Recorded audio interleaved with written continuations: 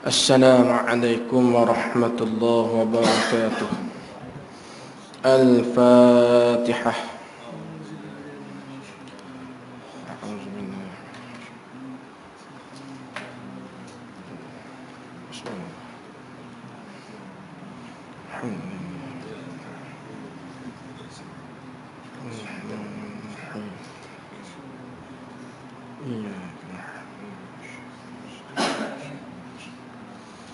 صراط الذين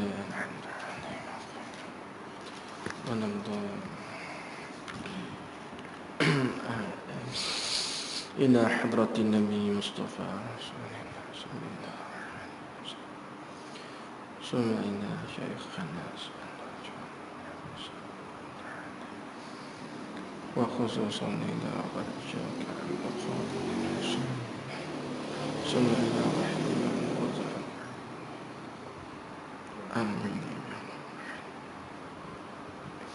Alhamdulillahi Rabbil Alamin. Wassalatu wassalamu ala Rasulil Amin wa ala alihi wa sahbihi ajma'in. Subhanaka la ilma lana illa ma 'allamtana innaka antal alimul hakim. Rabbi shrah li sadri wa yassir li amri wahlul 'uqdatam min lisani yafqahu qawli. ولا حول ولا قوة إلا بالله العلي العظيم. قال الشيخ المؤلف رحمه الله تعالى ونفعنا بعلومه في الدارين آمين يا رب العالمين. Kita sambung muzakarah kitab Penawar bagi Hati pada muka surat 2, iaitu sambungan dan atas sekalian keluarganya. Situ. Kata musannif rahimahullahu ta'ala, dan atas sekalian keluarganya, keluarga Nabi sallallahu alaihi wasallam, dan atas sekalian keluarganya, keluarga Nabi sallallahu alaihi wasallam. Apa maksud? Tulis itu. Tulis itu.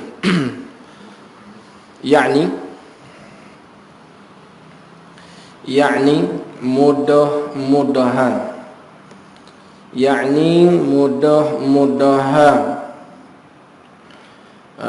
Rahmat Allah.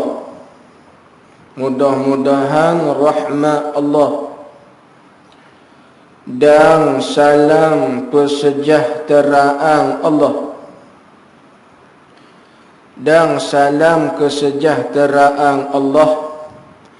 turun keduanya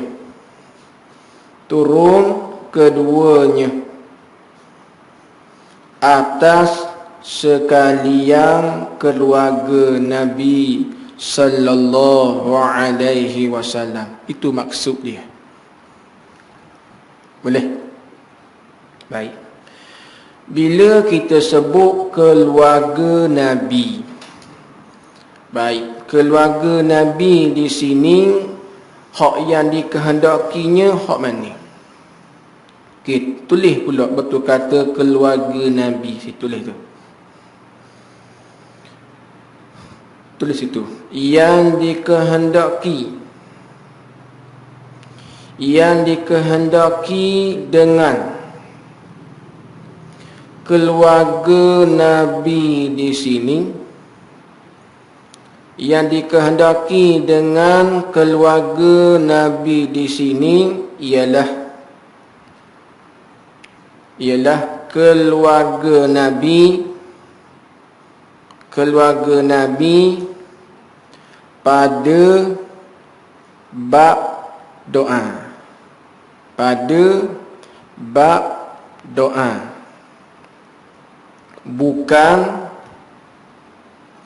Bukan pada bab puji. Titik. Baik, baca. Cuba baca semula. Yang dikehendaki dengan keluarga Nabi di sini ialah keluarga Nabi pada bab doa, bukan pada bab puji. Baik. Siapakah keluarga Nabi dalam bab doa? Dan siapakah pula keluarga Nabi dalam bab puji? Yang dikehendaki keluarga Nabi di sini ialah keluarga Nabi dalam bab doa, bukan keluarga Nabi dalam bab puji. Di bahasa Arab dipanggil alihi.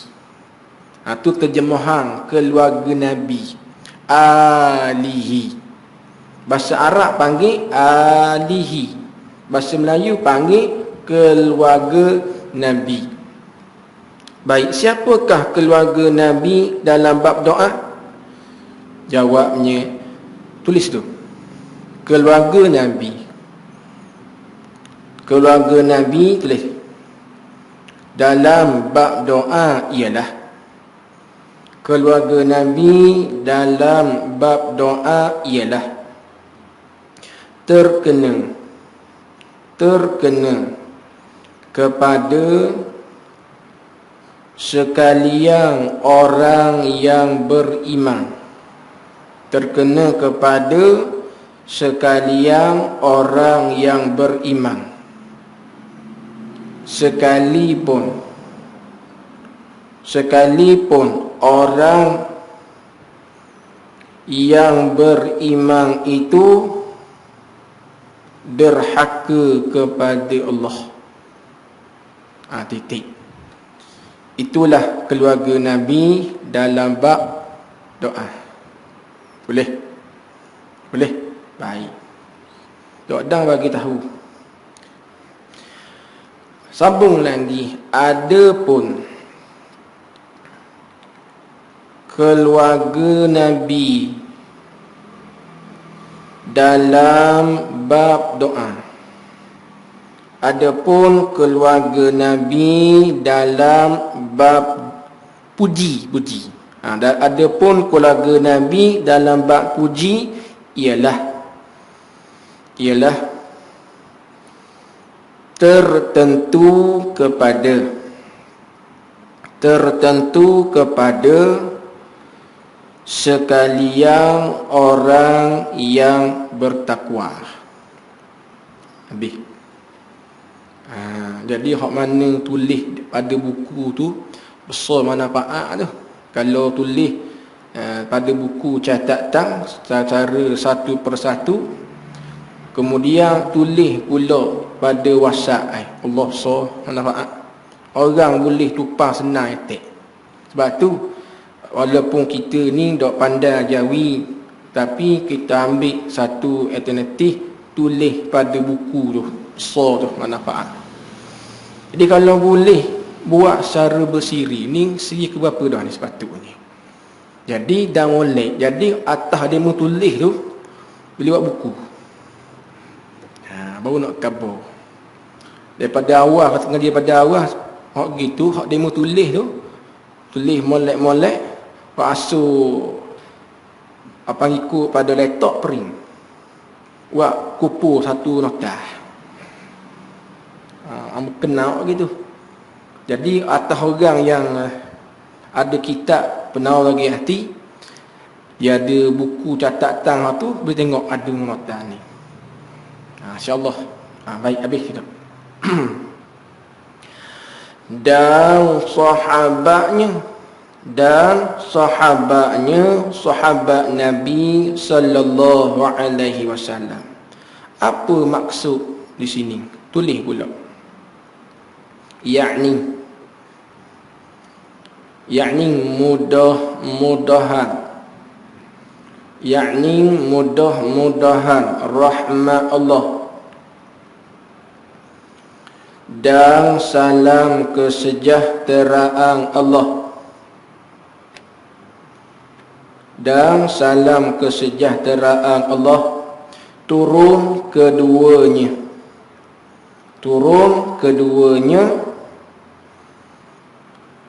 di atas sekalian sahabat Nabi sallallahu alaihi wasallam. Boleh? Dan salam kesejahteraan Allah turun keduanya di atas sekalian sahabat Nabi sallallahu alaihi wasallam. Dan mudah-mudahan rahmat Allah dan salam kesejahteraan Allah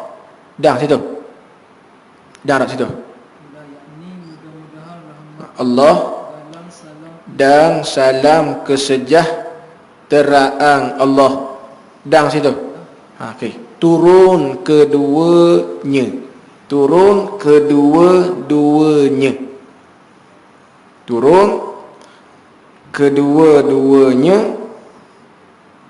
di atas sekalian sahabat Nabi sallallahu alaihi wasallam.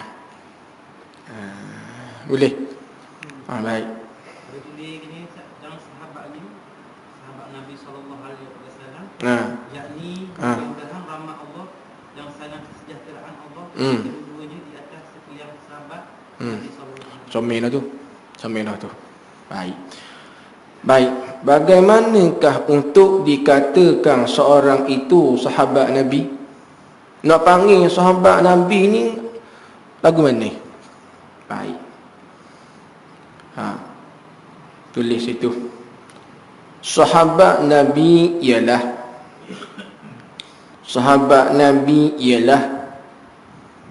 orang yang satu zaman dengan Nabi. Sahabat Nabi ialah orang yang satu zaman dengan Nabi. Satu. Yang kedua, bertemu dengan Nabi sallallahu alaihi wasallam. Dua. Yang ketiga, beriman dengan agama Nabi sallallahu alaihi wasallam. Tiga. Yang keempat, mati di dalam agama Nabi sallallahu alaihi wasallam. Itulah sahabat Nabi. Baik, jadi Abu Jahal dak panggil sahabat lah, walaupun dia satu zaman dengan Nabi, walaupun bertemu dengan Nabi sama-sama, tetapi tidak beriman dengan agama Nabi sallallahu alaihi wasallam. Yang mana Abu Jahal ni dia mati pada ketika peperangan Badar, kalau tak silap. Abu Jahal dia mati ketika peperangan Badar, kalau tak silap. Ketika tu kaki Abu Jahal tu tak nak jalan dah lah dalam peperangan. Dan datanglah Abdullah ibn Mas'ud radhiyallahu anhu menyatakan kepada Abu Jahal, kamu nak beriman dengan agama Nabi Muhammad atau kamu pilih mati? Maka kata Abu Jahal, aku rela mati daripada beriman dengan agama Muhammad. Abdullah bin Mas'ud ni dia orang kecil je, bertih halus tapi nelang. Bila Abu Jahal rakyat balas tu maka Abdullah bin Mas'ud pun kerak tekuk pacung.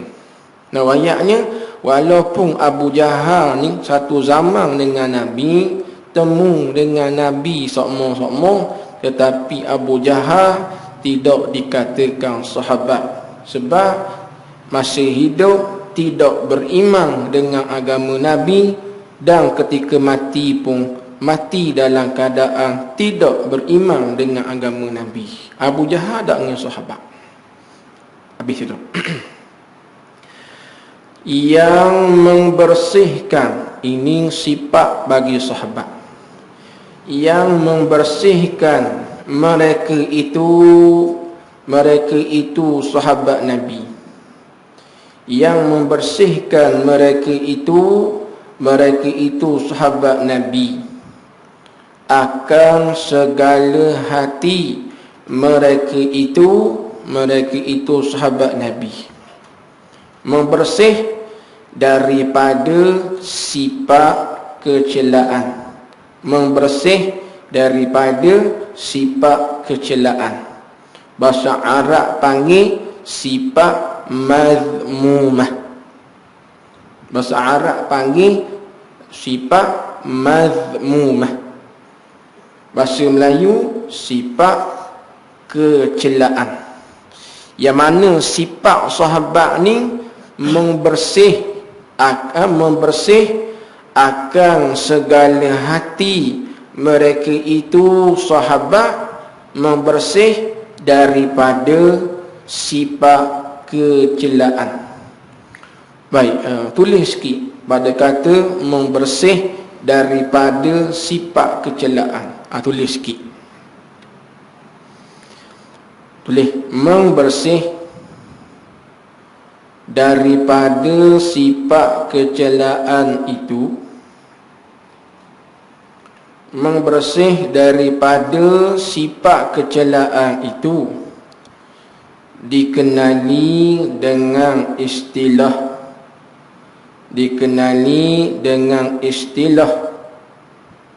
di dalam ilmu tasawuf. Dikenali dengan istilah di dalam ilmu tasawuf takhalli, ialah takhalli.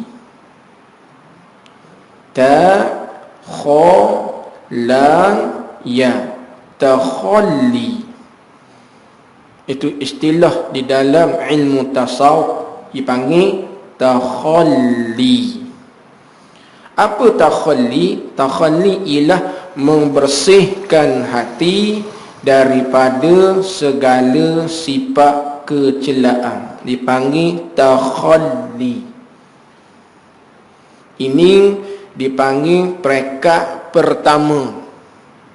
Peringkat pertama bagi mereka yang ingin menjalani jalanan akhirat. Ini dipanggil peringkat pertama. Peringkat pertama iaitu takhalli, membersih hati daripada segala sifat kecelaan. Hak ni bagi mereka yang berkehendak pada menjalani jalanan akhirat. Ini mesti peringkat pertamanya takhalli. Orang nak berdamping diri dengan Allah, nak mendekatkan diri kepada Allah, nak menjalani jalanan akhirat, peringkat pertama mesti kena bersihkan hati daripada segala sifat kecelaan. Contoh sifat kecelaan seperti riak. Riak dipanggil sifat mazmumah atau sifat kecelaan. Maka tak dapat tidak orang yang nak menjalani jalanan akhirat, orang yang nak berdaping diri dengan Allah mesti kena bersih daripada sifat kecelaan seperti riak. Akan datang dia akan nyata kepada kita bagaimanakah lintasan riak. Dia sebelum daripada nak bersih, kita kena kena penyakit. Sebelum kita nak berubat, sebelum kita nak bersih, sebelum daripada nak menyingkir sifat kecelaan, kita kena kenal dulu setiap satu lintasan sifat kecelaan yang datang dalam hati kita. Kena kenal tiap-tiap satu. Ini fardu ain. Kena kenal tiap-tiap satu lintasan hati. Ini kewajipan fardu ain. Kalau tak kenal lintasan di dalam hati, tak kenal, maka berdosa. Berdosa besar tiap-tiap saat. Yang kena kenal tiap-tiap satu lintasan hak datang dalam hati kita. Kena kenal bagaimana lintasan riak. Kena kenal bagaimana lintasan ujub. Kena kenal bagaimana lintasan hasad deki. Kena kenal. Kerana ini semua sifat kecelaan. Sifat kecelaan di sisi syarak, di sisi agama.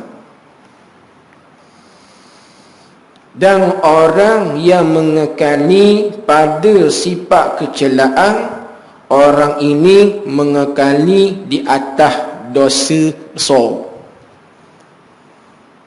Orang ini mengekali pada dosa besar. Habis itu. Mengekali di atas sifat kecelaan. Maka orang ini orang panggil mengekali di atas dosa besar. Kerana ulama-ulama sepakat bersifat dengan segala sifat kecelaan itu haram, berdosa besar. Sepakat. Tak ada ulama pun yang mengatakan harus bersifat dengan hasad. Tak ada.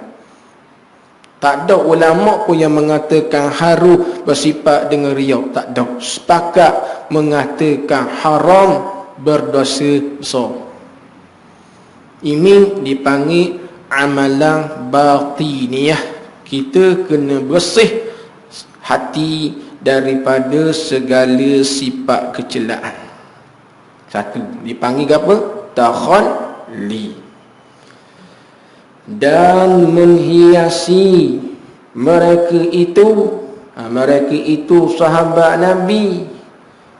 Menghiasi mereka itu sahabat Nabi akan segala hati. Letak molek domain. Dan menghiasi mereka itu sahabat Nabi akan segala hati. Menghiasi dengan perangai yang baik dan sifat kepujian. Baik, tulis pada kata menghiasi dengan perangai yang baik dan sifat kepujian. Tulis situ. Tulis menghiasi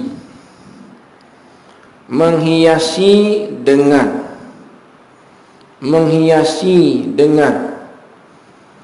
perangai yang baik dan sifat kepujian itu dikenali dengan istilah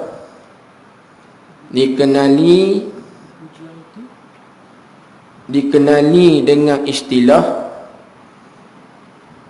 di dalam ilmu tasawuf dengan istilah tahalli. Dengan istilah tahalli. Boleh? Dah tak?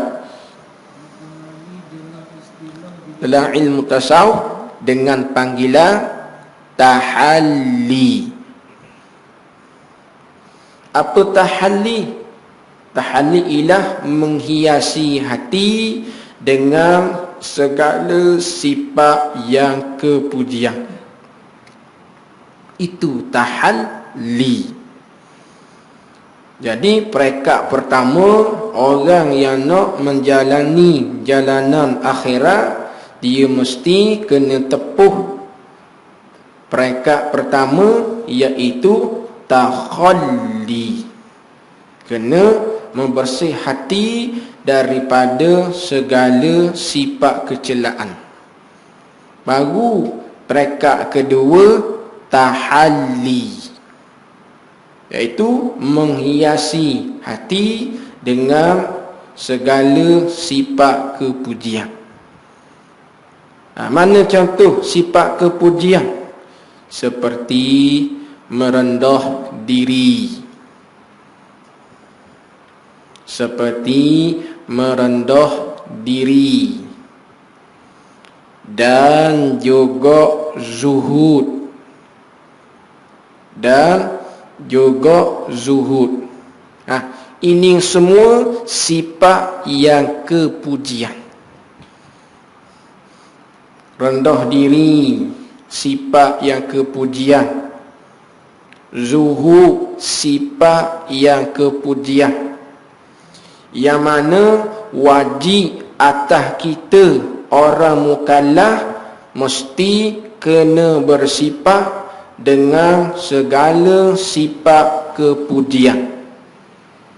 Tapi nak boleh hias hati dengan sifat kepujian, mesti kena tepuh peringkat pertama, iaitu takhalli terlebih dahulu.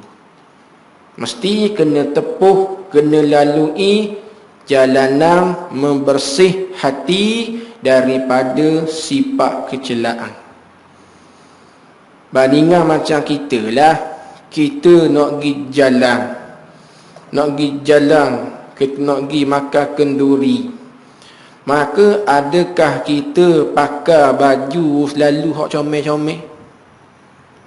Tak, mesti kita akan bersih diri dulu. Nak pergi jalan kan, takkanlah nak pergi jalan tiup angin. Tak gitu kan? Mandi dulu.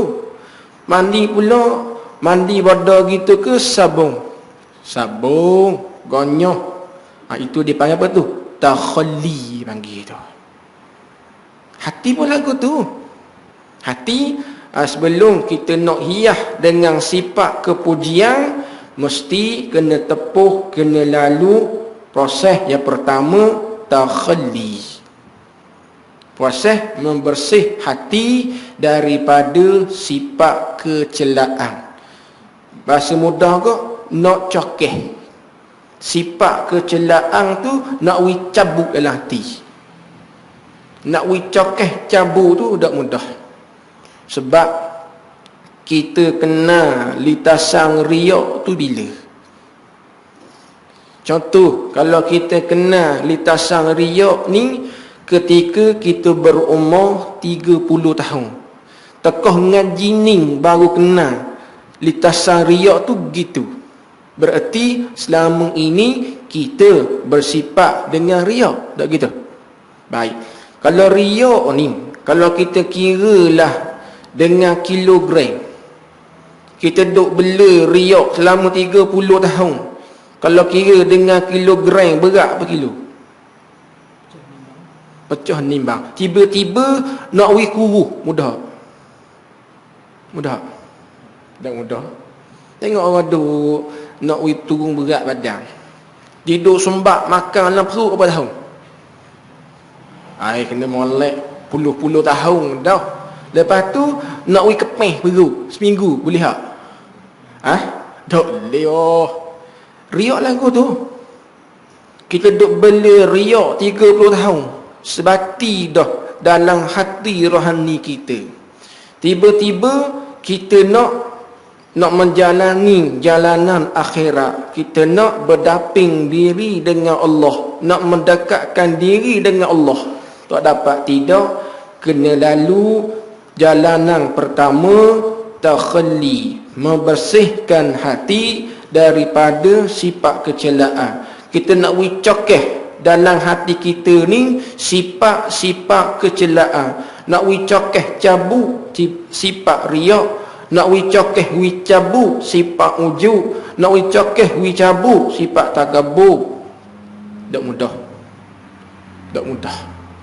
Sebab tu orang yang menjalani jalanan akhirat dalam peringkat pertama ni lah, terkadang dia menghabisi masa selama belah-belah tahun.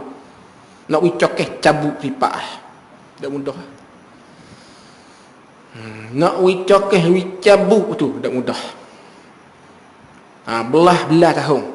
Yang membersihkan hati kita, yang wicokeh cabu kerjaan Allah Subhanahu wa ta'ala. Ada orang derah, ada orang lambat.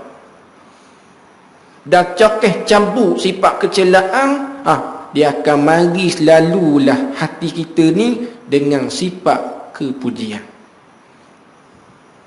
Tak mudahlah. Sebab tu set-set tasawuf, set-set tariqah, mereka mengamalkan zikir kena molek mereka awal istighfar setiap kali sembahyang fardu 1000 kali.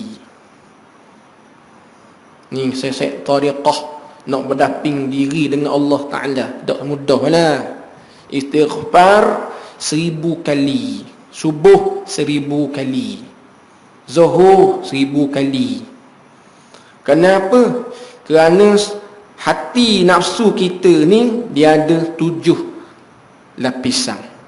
Antara lapisan pertama nak bertemu dengan lapisan kedua, di situ dia ada penghalangnya 70,000 lapisan baru temu lapisan hati kedua. Nak wiranak setiap satu tembok. Mudah. 70,000 lapisan baru sampai kepada lapisan hati kedua. Tak mudah. Tidur duk ngomong, siapa duk senyap buat illallah ilaka tu. Nak dalam cabut ni. Sebab tu saya set tariqah, bila mereka menjalani jalanan akhirat dengan mengamalkan wirid, terkadang di sisi orang awam timbul fitnah. Sebab tu pok-pok mereka ni, dalam mereka nak beramal ibadat, nak mengamalkan wirid yang diijazahkan oleh guru, dia akan berwirid pada tempat ibadah yang khususiyah, yang orang lain tak boleh masuk. Dipanggil istilah dalam tasawuf tempat suluk. Dalam tu nak senjah banyak aneh dalam tu. Nak menghabiskan zikir 1000 kali masa tu. Dah mudahlah. Kalau bobo 5 kali istighfar nguak mulut dah dah tebang nak 1000 kali. Dan istighfar ni di sisi ilmu tasawuf, orang yang menjalani jalanan tariqah, istighfar yang dikatakan menyucikan sifat kecelaan, istighfar dalam keadaan hati sedar. Bukan mulut sebut hati tak lain. Nak wi 1000 tu dalam keadaan hati sedar. Senang, tak mudah. Tu kena latih diri. Mulut astaghfirullahalazim, mulut hati sedar, hadirkan makna. 1000 kali baru subuh, zuhur.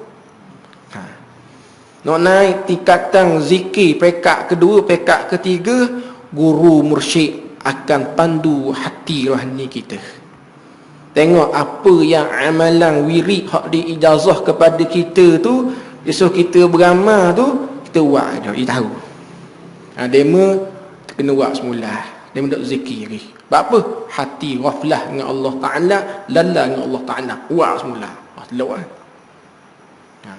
kan senanglah. Nak naik martabat orang yang ada pangkat sisi Allah Ta'ala tidak mudahlah.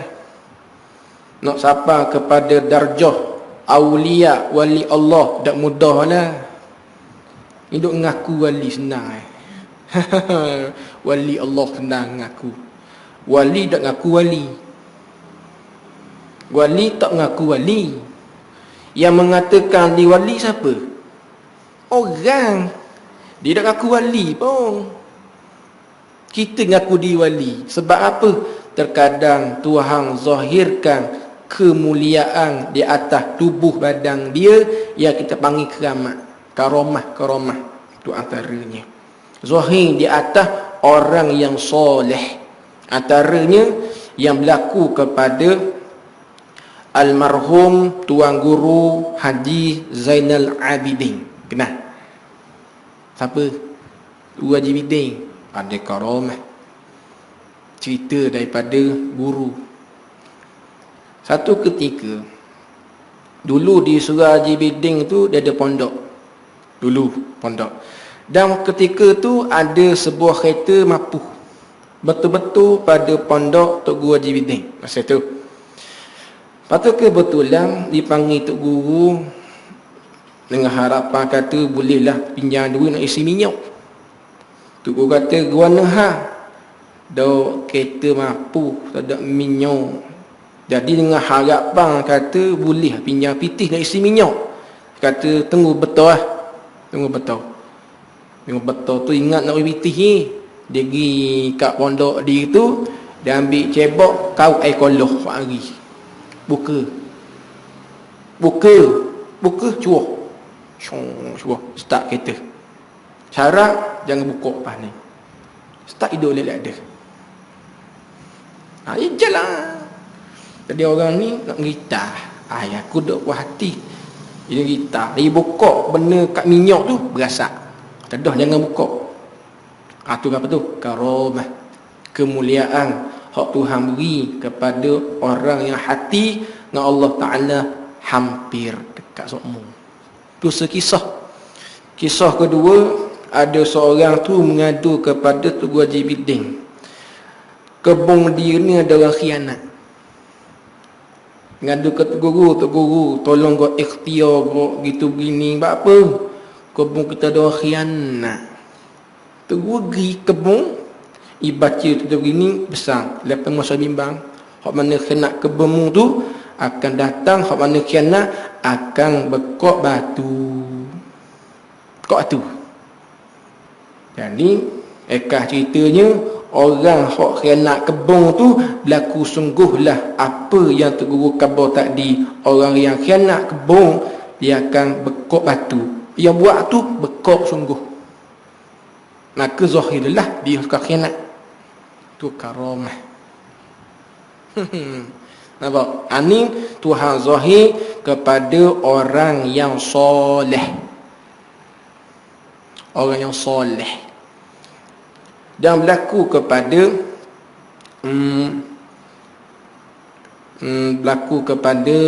Tok Nali. Tok Nali orang kenal sebagai ulama, bahkan seorang wali Allah. Pada satu ketika orang ajak Tok Nali ni pergi makan keduri bekwah di seberang sungai dengan naik perahu. Tapi ketika tu Tok Nali kena tinggal. Mungkin lewat mari begitu begini kena tinggal. Jadi orang lain pergi sapa dah belah tu. Tok Nali tak apa hari kena tinggal. Jadi dia nak pergi makan gula seberang sungai tu dengan berjalan kaki di atas air. Dia kata, pelik gapanya, Tuhan beri kaki, jalan je lah. Dia cakap itu macam jalan atas jalan raya juga. Boleh ada. Tu apa tu? Karamah yang Tuhan beri kepada orang yang soleh. Kita jangan buat no. Nak pergi patah boleh. Kena stand badah Jepang. Tak apa lemah. Sebab kita bukan orang awliya. Nah, gitu. Habis itu. Habis. Itu sikit sebanyak berkaitan dengan karamah di gini.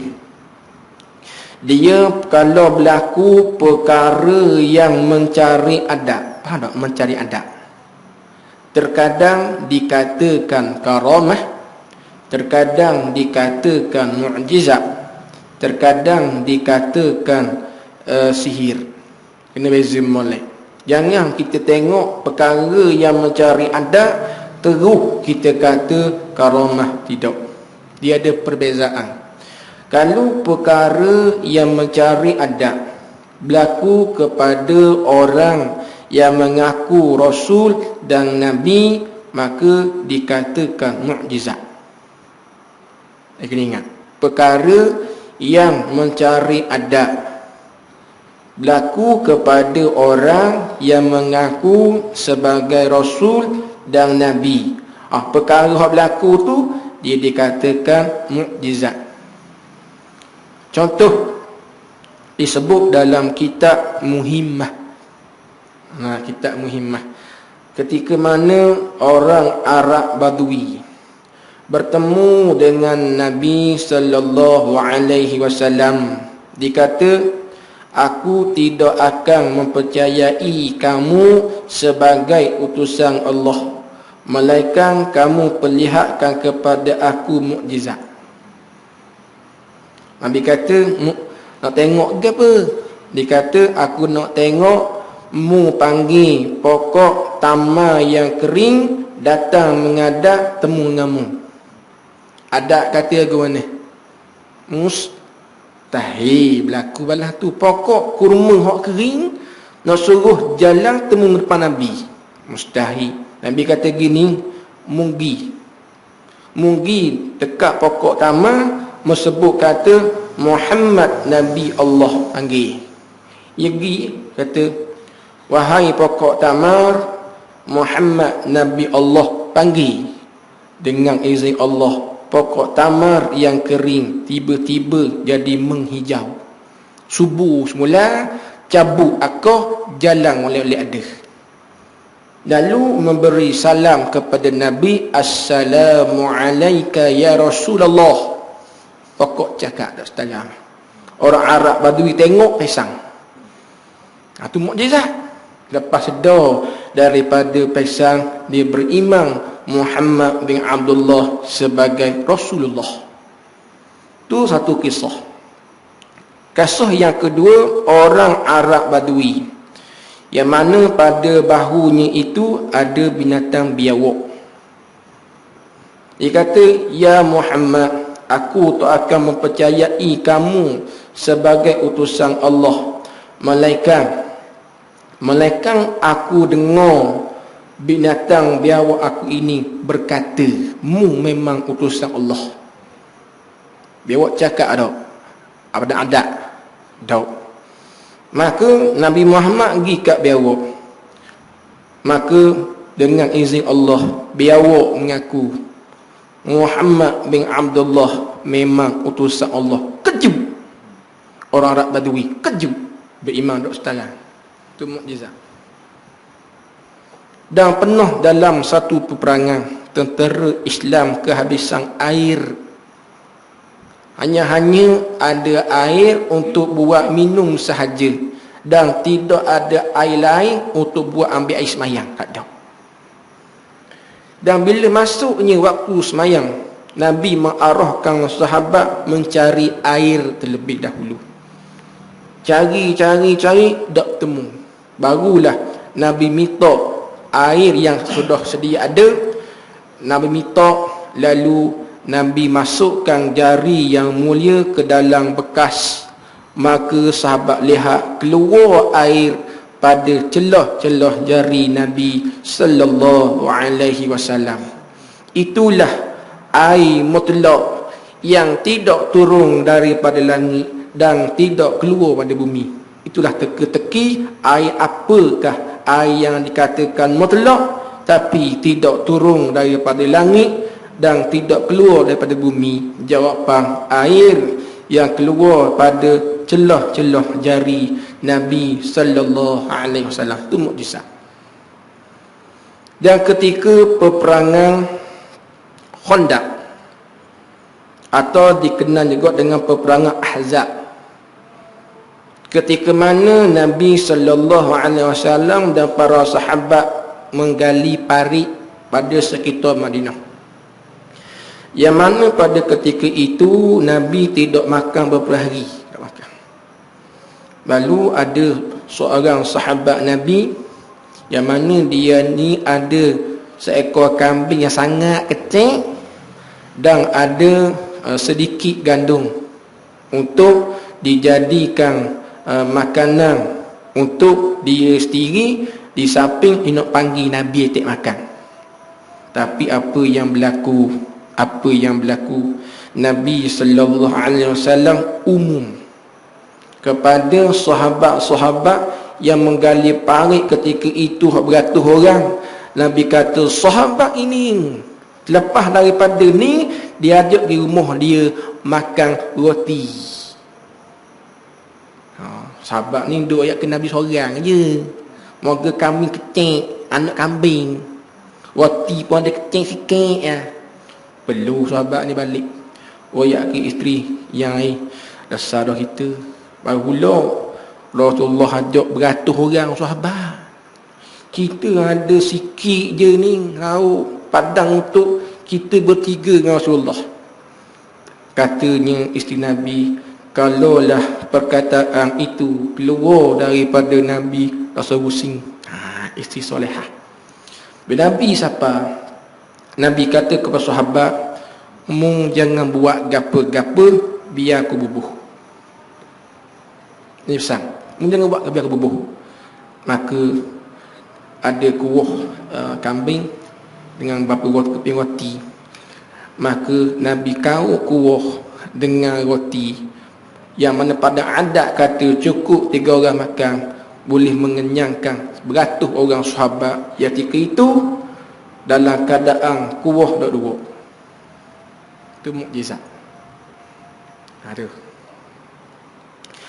Kalaulah perkara yang mencari adab berlaku kepada orang yang soleh, maka dikatakan karamah, maklum. Kalau perkara yang mencari adab berlaku kepada orang yang kafir, maka dikatakan sihir. Antaranya ahli sihir yang terkenal David Blaine. Nah, David Blaine. Mana dalam satu